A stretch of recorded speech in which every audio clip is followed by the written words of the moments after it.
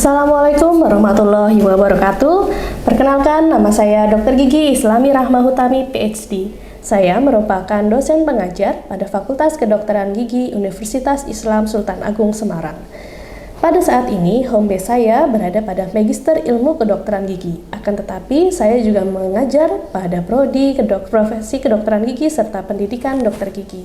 Fokus mengajar saya sesuai dengan keilmuan dan penelitian yang saya dalami dalam beberapa tahun ini, yaitu keilmuan mengenai tulang, sistem imun tulang, penyakit degeneratif dan autoimun yang menyerang tulang dan sendi, khususnya temporomandibular joint atau sendi pengunyahan. Pada perkuliahan yang akan saya tampilkan pada video ini merupakan mata kuliah dengan judul osteoimunologi, yang di dalamnya membahas tentang keterkaitan antara sistem imun dan tulang. Sasaran pembelajaran yang saya berikan pada perkuliahan ini hari ini, mahasiswa diharapkan mampu menguasai tentang the developing of osteoimmunology. Mata kuliah ini merupakan mata kuliah wajib.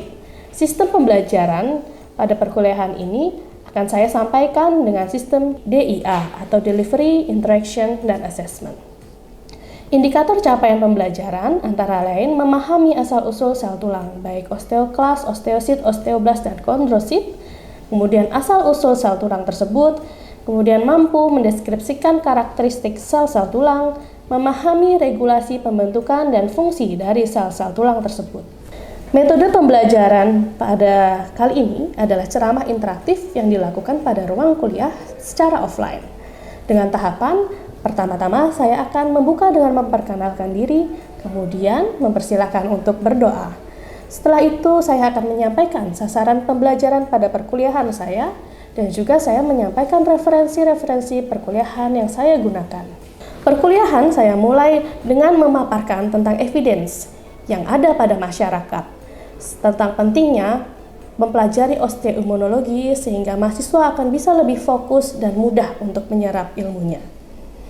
Demikian, selanjutnya akan kita lihat video perkuliahan yang akan saya berikan. Amin. Oke, mungkin yang belum tahu saya, nama saya Islami Rahmahutami, biasa dipanggil Dok Iis. Ya, mungkin ada yang di sini ada jadi mahasiswa bimbingan saya atau apa, dosen akademik ya.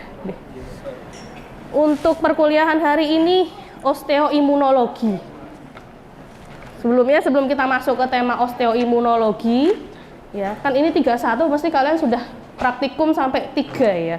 Kalian baca jurnal terus ini apa sih sistem imun tuh?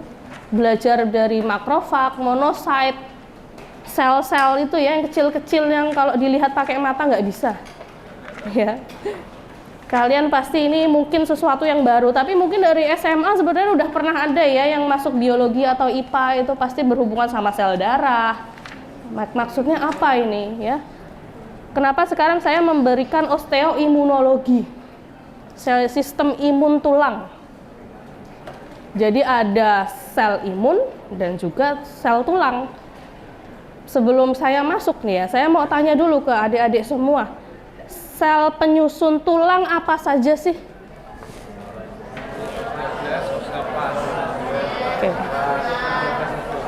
Oke, osteosit, osteoblast, udah pinter-pinter ya. Tapi kalau kita fokus ke bagian leher ke atas, kita punya telinga, punya hidung. Ada temporomandibular joint, pernah dengar? Ya, permukaannya TMJ itu tersusun sama penyusunnya telinga sama hidung sama. Apa itu penyusun? Sel penyusun telinga dan hidung, sel apa? Ada yang tahu? Kan beda, ini lunak toh. Kalau tulang kan diketok keras.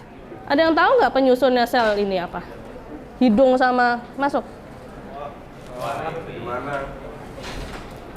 Ada yang tahu tidak? Tendon. Selnya apa penyusunnya?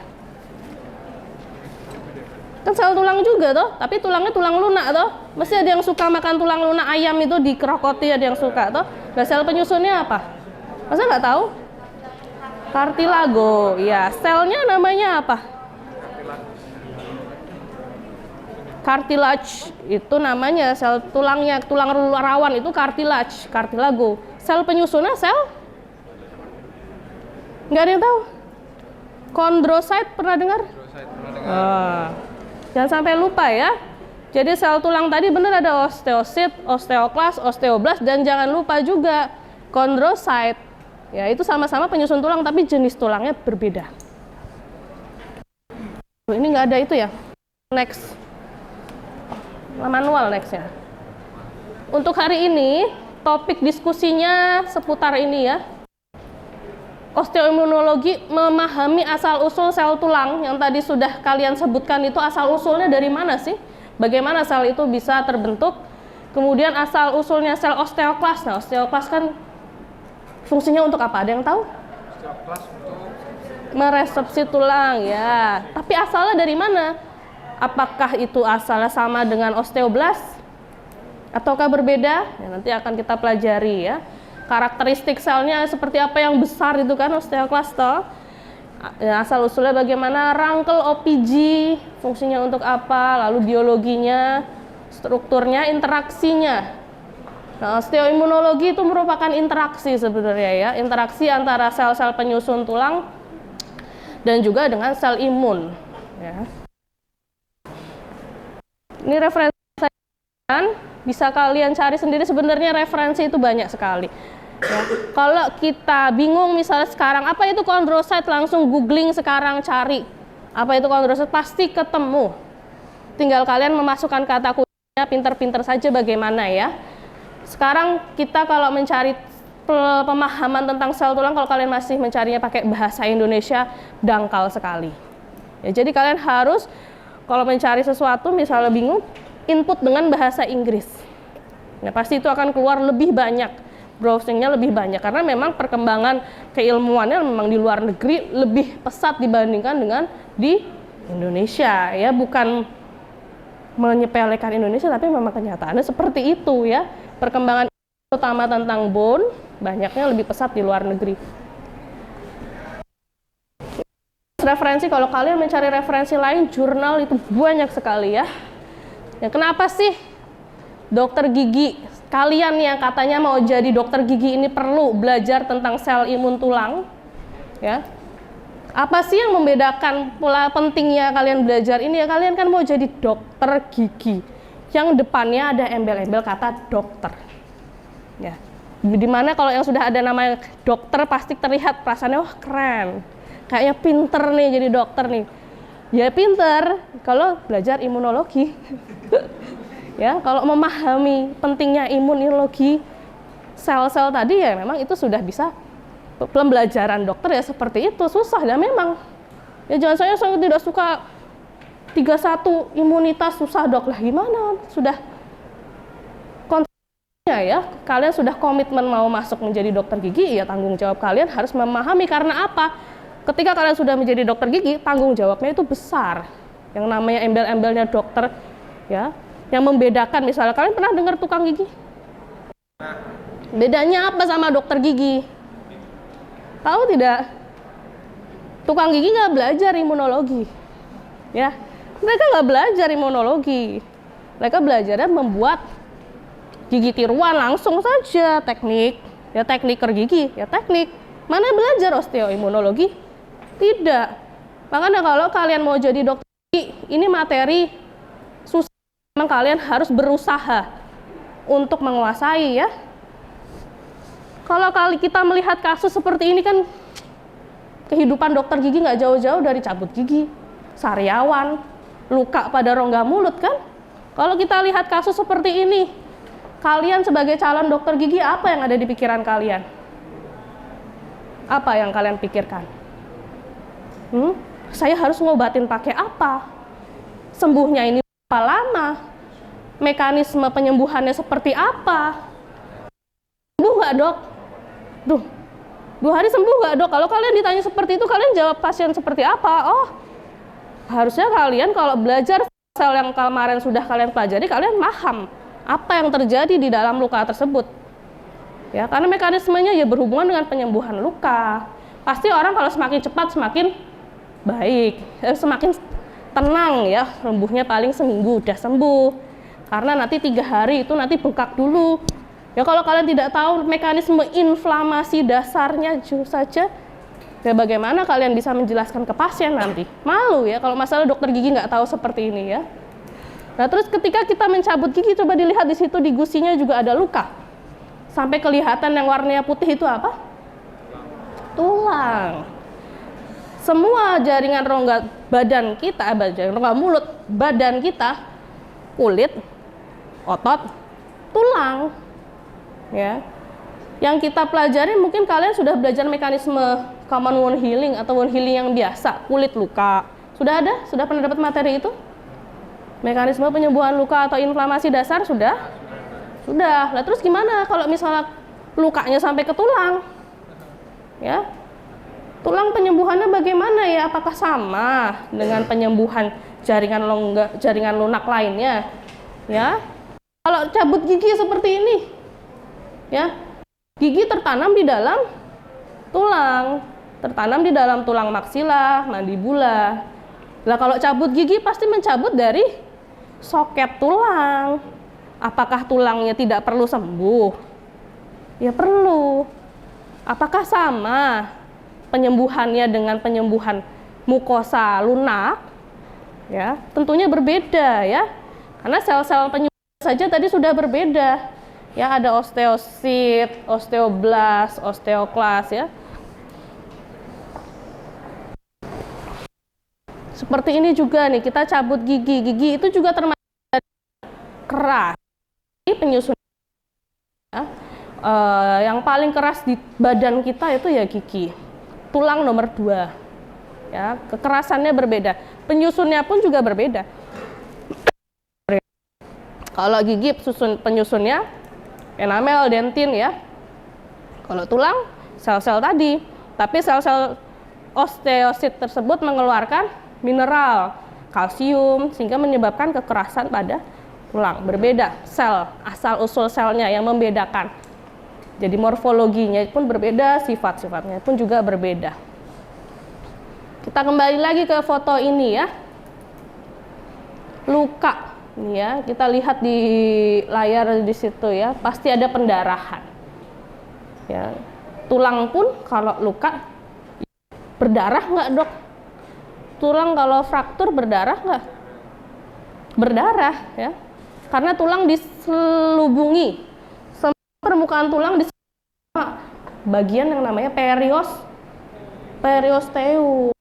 Ya, periosteum di permukaan tulang di situ, isinya vaskularisasi sama persyarafan. Kalau di tulangnya kan padat ya, susah dia. Gimana tulang padat diterobos sama syaraf sama pembuluh darah? Padahal pembuluh darah itu adalah sumber makanan, kayak sumber kehidupannya. Sel-sel itu asalnya dari darah. Darah yang mengangkut nutrisi, oksigen, transportnya via darah. Ya, jadi kalau tidak ada darah, malah harus hati-hati. Kalau lukanya kok sampai tidak berdarah, ya harus hati-hati. Ya, dari mana nutrisi memanggil sel-sel tersebut? Nanti malah bisa terjadi nekrosis. Ya, jadi ketika kalau sudah terjadi nekrosis itu malah lebih sakit. Nanti areanya nggak merah, tapi warnanya jadi keputihan. Ya, itu harus debridement, dikerok, ya sampai terlihat darah segar.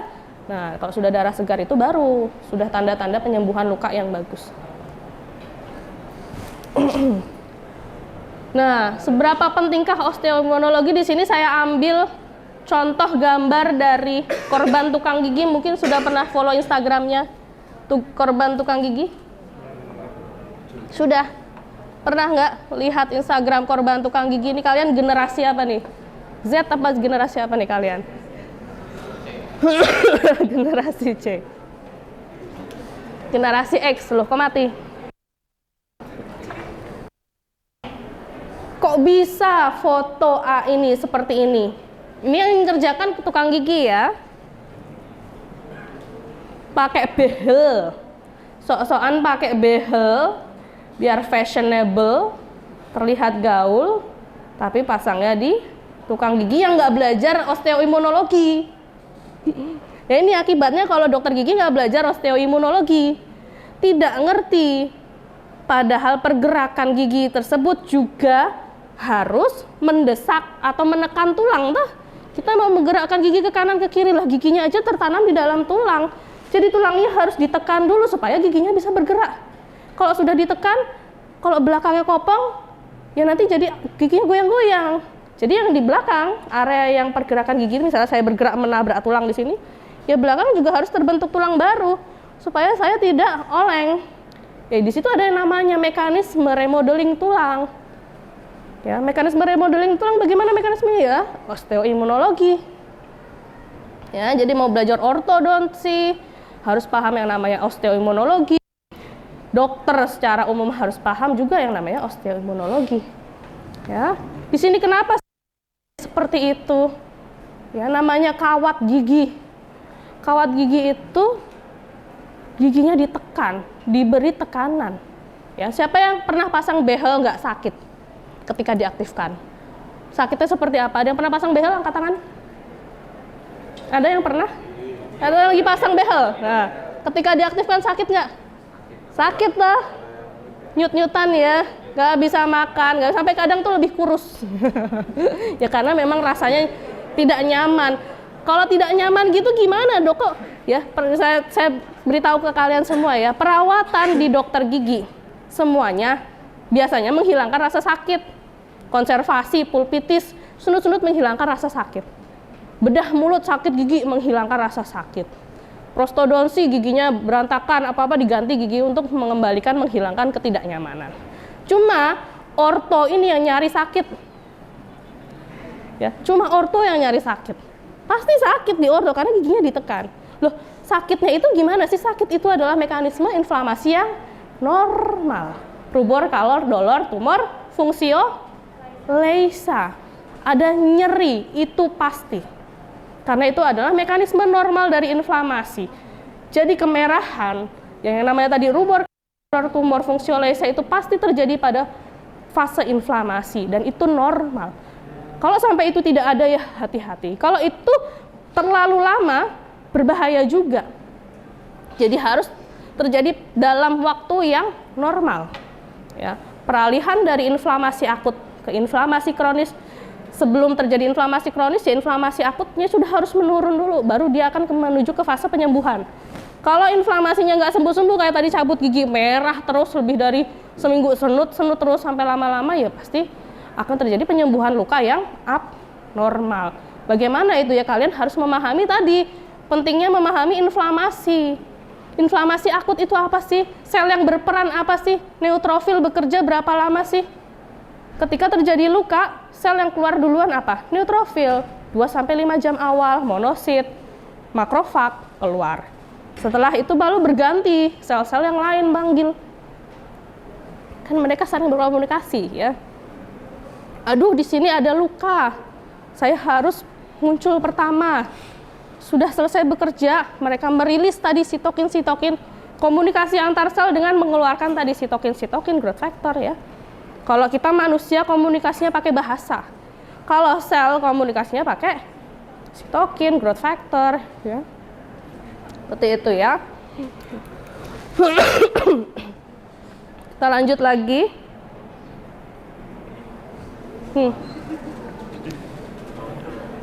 Dokter gigi juga nggak nih? Ya gigi nggak mulut kok. Ngeri, iya. Kasihan, iya, masih kecil, masih bayi. Kelainan genetik lain ini gimana caranya? Operasi. Kalau operasi kalian pasti akan ketemu dengan namanya wound healing, scar formation, bagus atau tidak. Dokter gigi kan menolong orang, membantu berusaha untuk mengembalikan kualitas hidup orang loh. Seperti ini gimana? Lu ada tulangnya nggak? Coba yang kita langit-langit palatumnya normal, ketutup sama tulang palatal, palatum durum, palatum mole, ya. Di sini ada nggak palatum durumnya? Nggak ada. Palatum molenya? Nggak ada. Terus kalau operasi gimana? Apa cuma disambung doang? Tidak. Ya kombinasi antara tulang dan penyembuhan luka. Ya, Pak, kadang ada flap. Buka flap misalnya kurang. Kita ambil dari mana? Oh, dari lidah. Lidahnya kita balik. Kita ambil fasuli, dibuka lidahnya, permukaannya untuk menutupi. Seperti itu, untuk menutupi flapnya. Bisa. Pakai bone graft perlu tidak? Mekanismenya gimana? Bisa nggak nanti graftnya menyambungkan tulang yang hilang tersebut? Kekerasannya sama nggak tulangnya? Ya kalau nyambung sekedar nyambung tapi tidak keras, ya percuma. Ya memang itu satu proses yang sangat kompleks. Makanya setiap ada proses operasi, kadang kita kombinasi ya, kita tidak sendiri cuma dokter gigi saja, kadang harus komunikasi dengan dokter bedah, kadang kita harus komunikasi juga dengan dokter lainnya ya. Itu untuk apa? Untuk sharing pemahaman kita. Ya, untuk kita berdiskusi memberikan yang terbaik buat pasien kita. Ya. Osteocyte in lacuna, kemudian osteoblastnya, space marrow-nya tuh di situ. Di sini kelihatan loh. Di sini kelihatan platelet sel darah merah loh. Kalian sudah menggambar platelet nggak kemarin? Ini loh kelihatan nih. Nah, nih tengahnya cekung tidak berinti. Ya, kelihatan nih sel darah merah nih ya. Yang saya pointed nih. Warnanya pun nggak pink loh, ini merah loh kalau kalian cermati. Nih ya, 1, 2, 3, kemudian 4. Di sini banyak nih, di titik-titik 5, 6, 7, 8. Nah kalau yang bulat-bulat ini baru sel. Ya ini sel, fibroblas ya. Itu asal-usulnya sama, seperti sel tulang. Tapi kalau osteoklas asal-usulnya berbeda. Dia lebih ke arah hematopoietik atau sama seperti keluarganya sel darah. Makrofag. Makrofag fungsinya untuk makan, sama, keluarganya sama. Ya, sama, masih satu family dengan makrofag. Tapi kapan dia harus jadi makrofag, kapan dia harus jadi osteoklas? Tergantung makanannya, tergantung lingkungannya, tergantung sinyal yang diterimanya. Ya, kalau makrofag dia memakan benda asing yang ada di jaringan, kalau osteoklas memakan tulang, spesifik memakan tulang. Oke Mas, yang di belakang, silakan. Bapak kenalkan diri pertama. Nama saya Pramila Saputra. Izin bertanya, tadi kan membahas tentang penyusun sel itu kan osteosit, osteoklas, sama osteoblast. Saya mau izin bertanya, kalau misal orang yang berolahraga itu kan cenderung tulangnya itu lebih besar ya dok. Apakah orang yang berolahraga, terutama orang yang olahraganya itu angkat beban atau nge-gym itu, apakah produksi sel tersebut itu lebih banyak atau bagaimana dok? Oke, terima kasih pertanyaannya. Jadi ada yang mau bertanya lagi? Oke, silakan.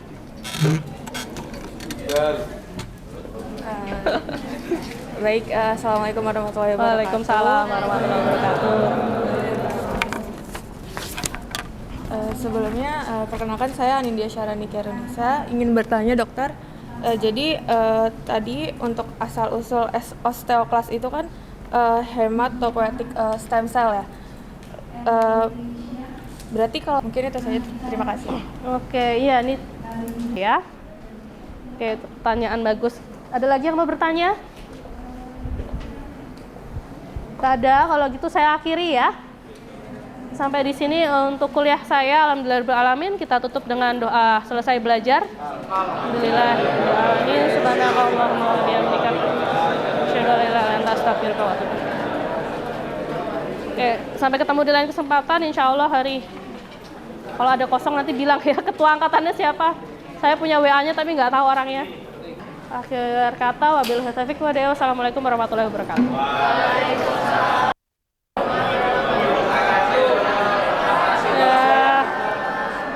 Demikianlah akhir dari perkuliahan secara ceramah interaktif yang saya berikan pada mahasiswa program studi sarjana Fakultas Kedokteran Gigi. Selanjutnya akan saya tampilkan sistem penilaian yang saya berikan kepada mahasiswa berupa CBT atau Computer Based Test.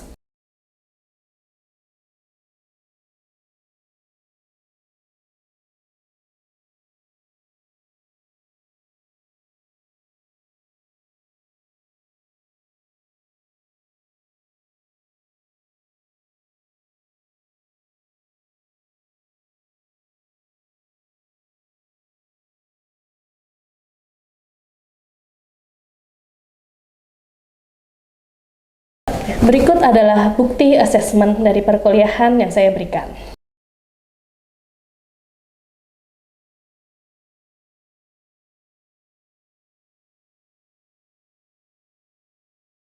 Demikian akhir dari video ini. Terima kasih. Saya ucapkan wabillahi taufiq wal hidayah. Wassalamualaikum warahmatullahi wabarakatuh.